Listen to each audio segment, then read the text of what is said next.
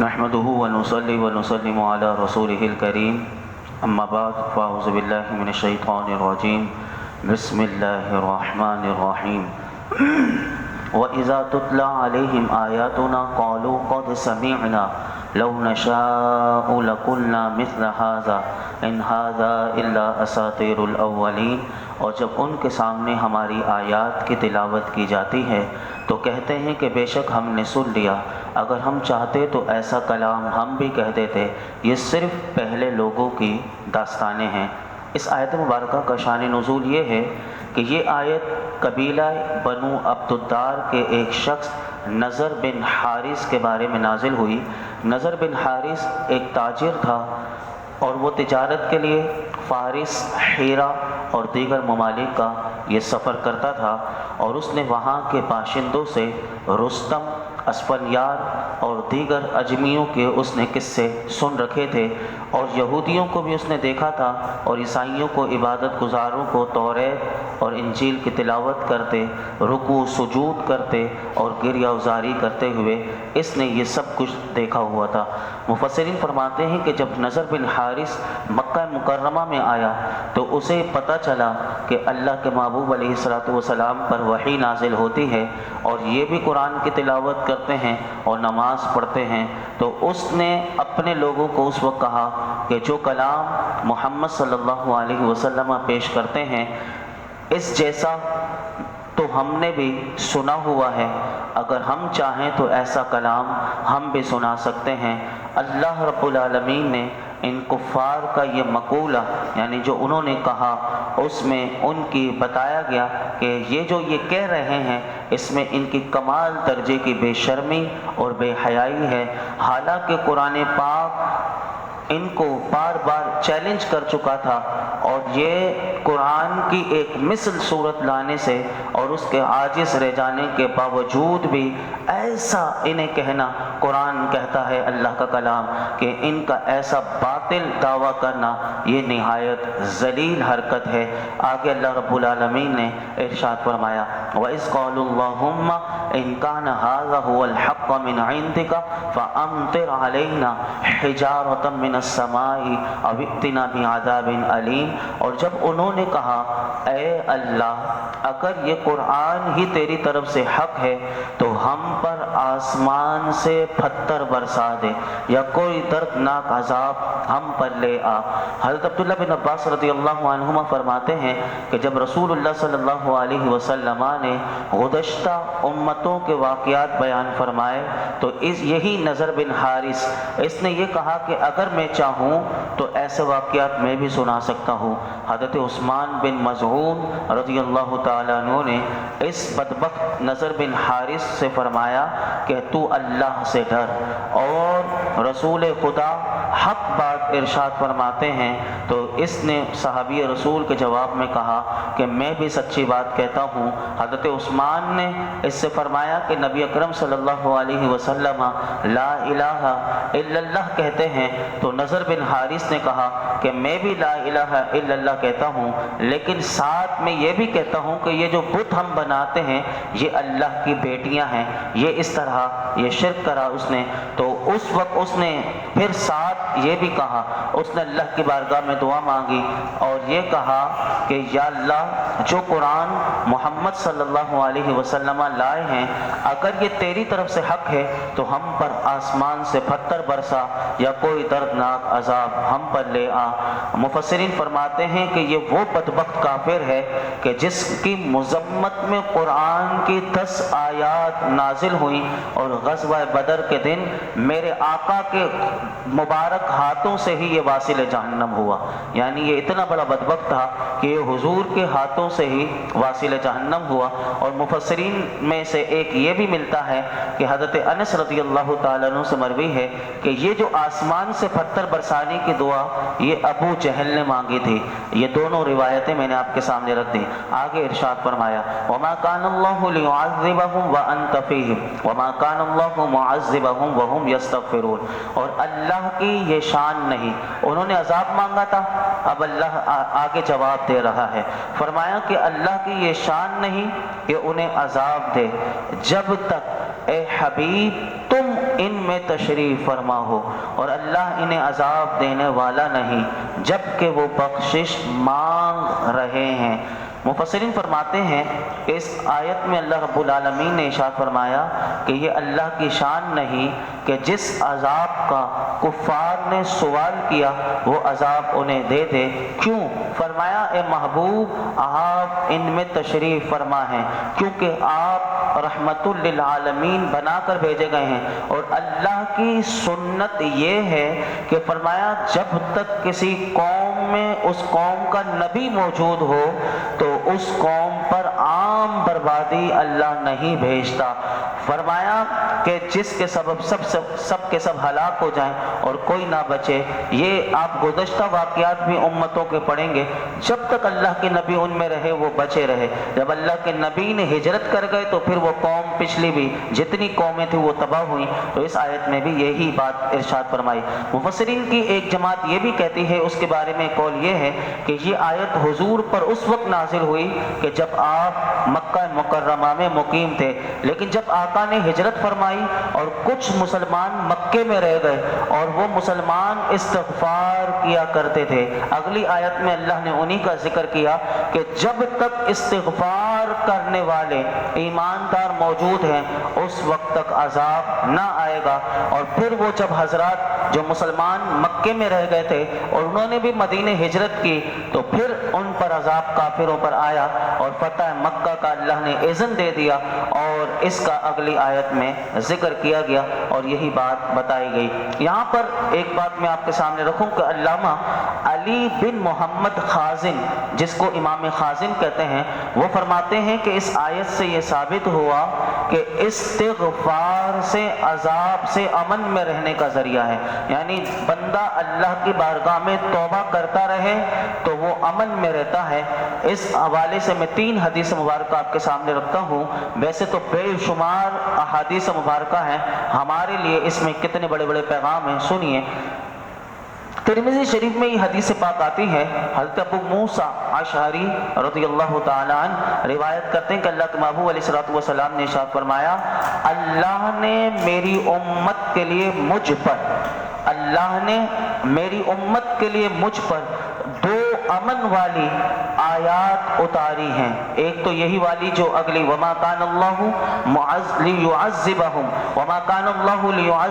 وانت فیہم، یہ امن والی آیت ہے۔ محبوب آپ ان میں موجود ہیں، ان پر عذاب نہیں آئے گا۔ اسی لیے حضور نے فرمایا کہ میری امت پر اللہ نے یہ پہلی آیت اور دوسری آیت اس سے اگلی والی آیت ہے کہ وما کان اللہ معذبہم وہم یستغفرون، کہ جب میں اس دنیا سے پردہ کر لوں گا، حضور فرماتے ہیں تو قیامت تک کے لیے میں نے استغفار کو چھوڑ دیا ہے، یعنی استغفار کو چھوڑوں گا۔ تو حضور نے ہمیں بتا دیا کہ میں تو دنیا سے چلا جاؤں گا لیکن قیامت تک میری امت اللہ کی بارگاہ میں استغفار کرتی رہے گی، وہ امن میں رہے گی، وہ برکت میں رہے گی اور انہیں سب کچھ ملتا رہے گا۔ دوسری حدیث مبارکہ مسند امام احمد میں ہے، حضرت ابو سعید رضی اللہ تعالیٰ عنہ روایت کرتے ہیں کہ اللہ کے محبوب علیہ الصلوۃ والسلام نے ارشاد فرمایا، شیطان نے کہا اے میرے رب، تیری عزت اور جلال کی قسم، جب تک تیرے بندوں کی روحیں ان کے جسموں میں ہیں میں انہیں بھٹکاتا رہوں گا۔ شیطان نے اللہ کی عزت و جلال کی قسم کھا کر اللہ کی بارگاہ میں کہا کہ تیرے جتنے بندے ہیں ان کے جسموں میں جب تک روح ہے میں انہیں بھٹکاتا رہوں گا۔ اللہ نے شیطان کو جواب کیا دیا؟ میرے آقا فرماتے ہیں اللہ رب العالمین نے ارشاد فرمایا کہ میری عزت و جلال کی قسم، یعنی اللہ رب العالمین نے خود اپنی قسم کھا کر ارشاد فرمایا کہ میرے بندے بھی جب تک مجھ سے استغفار کرتے رہیں گے میں انہیں بخشتا رہوں گا، یعنی وہ توبہ کرتے رہیں گے، میں بھی شیطان سن لے میں اپنے بندوں کو معاف کرتا رہوں گا۔ تو ان سے گناہ کرواتا رہے گا لیکن میرے بندے اگر مجھ سے معافی سچے دل سے مانگتے رہیں گے میں انہیں معاف کرتا رہوں گا۔ تیسری حدیث مبارکہ ابن ماجہ کی ہے اور یہ بھی سن لیجئے، حضرت عبداللہ بن عباس رضی اللہ عنہما روایت کرتے ہیں کہ رسول اللہ صلی اللہ علیہ وسلم نے ارشاد فرمایا کہ جس نے استغفار کو اپنے لیے ضروری قرار دیا، جیسے کھانا ضروری ہے نا، بغیر کھائے ہم رہتے نہیں، اپنے لیے لازمی کیا ہوا ناشتہ بھی کرنا ہے، دوپہر کا کھانا بھی کھانا ہے اور رات کا بھی کھانا ہے، اس کے علاوہ بھی بندہ ہر چیز لازم کرتا ہے۔ میرے آقا فرماتے ہیں جس نے استغفار کو اپنے لیے لازمی ضروری قرار دیا پھر اسے انعام کیا ملے گا؟ میرے آقا فرماتے ہیں اللہ تعالیٰ اسے ہر غم سے، ہر تکلیف سے نجات دے گا،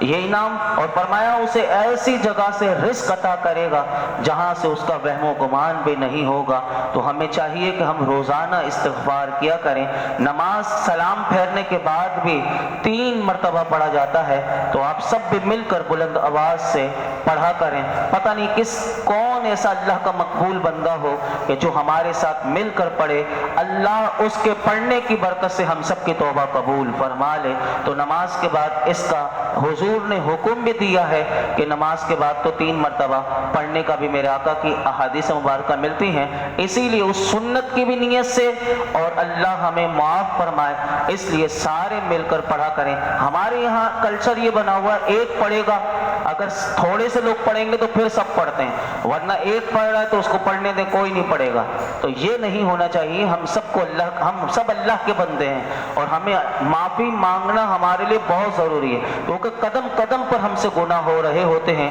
اور یہ کتنا بڑا حضور کی امت پر اللہ نے کرم کیا، میرے آقا کا صدقہ کہ ہمیں استغفار جیسی نعمت مل گئی کہ ہم توبہ کرتے رہیں۔ توبہ کرنے سے گناہ بھی معاف ہوتے ہیں، اور ابھی حدیث مبارکہ سنا کہ میرے آقا فرماتے ہیں ہر غم سے نجات مل جائے گا، اس سے بڑا کیا انعام ہو سکتا ہے؟ ہر تکلیف سے نجات مل جائے گا، اس سے بڑا کیا انعام ہو سکتا ہے؟ بندے کو غم و تکلیف ہوتا ہے تو وہ روتا ہے، اب اسی سے استغفار کرے گا، جب اللہ اس سے ہی نجات دے گا تو یہ کتنا بڑا انعام ہے، اور یہ میرے آقا نے ہمیں عطا کر دیا۔ آگے ارشاد فرمایا وَمَا لَهُمْ أَلَّا يُعَذِّبَهُمُ اللَّهُ وَهُمْ يَصُدُّونَ عَنِ الْمَسْجِدِ الْحَرَامِ وَمَا كَانُوا أَوْلِيَاءَهُ إِنْ أَوْلِيَاؤُهُ إِلَّا الْمُتَّقُونَ وَلَكِنَّ أَكْثَرَهُمْ لَا يَعْلَمُونَ۔ اور انہیں کیا ہے کہ اللہ انہیں عذاب نہ دے، حالانکہ یہ مسجد حرام سے روک رہے ہیں اور یہ اس کے اہل ہی نہیں، اس کے اہل تو پرہیزگار ہیں مگر ان میں اکثر جانتے نہیں۔ اس سے پہلی آیت میں اللہ نے ارشاد فرمایا کہ جب تک میرے محبوب ان میں تشریف فرما ہے اللہ انہیں عذاب نہ دے گا۔ اب اس آیت کا معنی علماء فرماتے ہیں یہ ہوا کہ رسول اللہ صلی اللہ علیہ وسلم جب ان کے بیچ سے چلے جائیں گے تو اللہ انہیں عذاب دے گا، اور مفسرین نے فرمایا اس آیت میں عذاب سے مراد ان کے قتل ہونے کی، ان کے قید ہونے کا وہ عذاب ہے کہ جو اللہ نے انہیں بدر کے دن عطا فرمایا۔ یعنی حضور جب مکے سے چلے گئے مدینہ منورہ اور یہ جتنا ستاتے تھے اور انہوں نے عذاب مانگا تھا تو عذاب اللہ نے انہیں دے دیا، قتل کی صورت میں بھی دیا، اور بڑے بڑے ان کے رؤسا مارے گئے اور قیدی بھی بنا لیے گئے۔ اور ایک قول مفسرین فرماتے ہیں اس آیت میں یہ ہے کہ اس سے مراد وہ عذاب ہے کہ جو فتح مکہ کے دن انہیں پہنچا، اور حضرت عبداللہ بن عباس اسی آیت کے ضمن میں فرماتے ہیں کہ اس سے مراد آخرت کا عذاب ہے، اور جس عذاب کی ان سے نفی کی گئی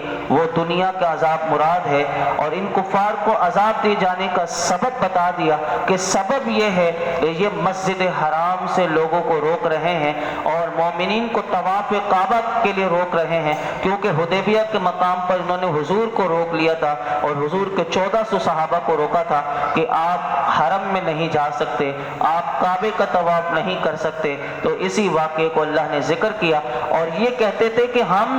حرم شریف کے متولی ہیں، ہم جسے چاہیں گے اسے آنے دیں گے، جسے چاہیں گے روک دیں گے۔ اللہ نے فرمایا کہ تم مسجد حرام کے اہل ہی نہیں ہو اور کعبے کے امور میں تصرف کرنے کا تمہیں کوئی اختیار نہیں، بلکہ تم تو مشرک ہو، اور مسجد حرام کا متولی وہ ہوگا کہ جو پرہیزگار ہوگا، وہ اس کا پرہیزگار جو ہوگا وہ اس کا اہل ہے۔ آگے اللہ رب العالمین نے ان کا اور بتایا کہ ان کی نمازیں بھی کیا ہوتی تھی، یہ اپنے آپ کو یہ کہتے تھے کہ ہم متولی ہیں۔ اللہ نے ان کا اور بتایا وَمَا كَانَ صَلَاتُهُمْ عِنْدَ الْبَيْتِ إِلَّا مُكَاءً وَتَصْدِيَةً فَذُوقُوا الْعَذَابَ بِمَا كُنْتُمْ تَكْفُرُونَ۔ اور بیت اللہ کے پاس ان کی نماز صرف سیٹیاں بجانا ہے،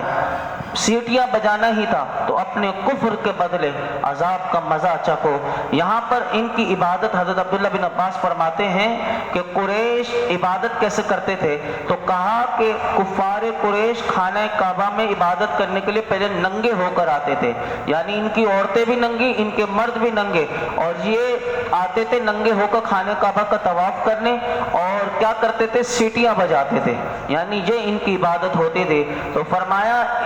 ان کا یہ فعل تھا اور اس عقیدے کی وجہ سے تھا کہ یہ سمجھتے تھے کہ عبادت یہی ہے، سیٹی بجانا، تالی بجانا۔ تو قرآن نے یہ بتایا کہ یہ عبادت کرتے تھے، یہ ان کی عبادت ہوا کرتے تھے، اور کیوں کرتے تھے، یہ شرارت کی وجہ سے کرتے تھے۔ اور شرارت کیوں کرتے تھے، تو کہا اس لیے کرتے تھے کہ تاکہ حضور تبلیغ کریں، حضور قرآن سنائے تو وہ یہ شور مچائیں تاکہ کوئی قرآن نہ سنے۔ یہ اس زمانے میں یہ حرکتیں یہ کیا کرتے تھے، اللہ رب العالمین نے ان کے بارے میں یہ بتایا۔